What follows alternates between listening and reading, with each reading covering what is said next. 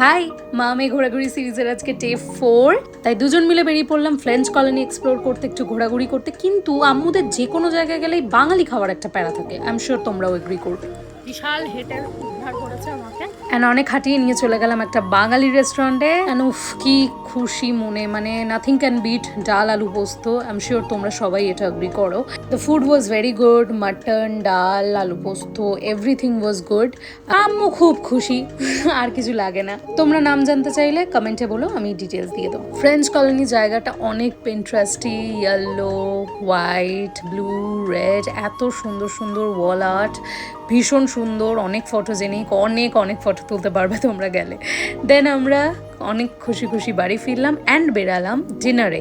এই ক্যাফেটার নাম জানতে চাইলেও তোমরা কমেন্টে বলো, আমি ডেফিনেটলি ডিটেলস দিয়ে দেবো। এখানে আমি নিয়েছিলাম একটা ককটেল, যেটার নাম আমি ডেফিনেটলি নেবো না, বাট যারা খেয়েছো তারা জানো। And at the same time নিয়েছিলাম নুডলস, একটু চাইনিজ খেলাম, অ্যান্ড তার সাথে স্টার্টার ছিল। এভাবেই কাটলো দিন। দেখা হচ্ছে নেক্সট দিন। শেষ।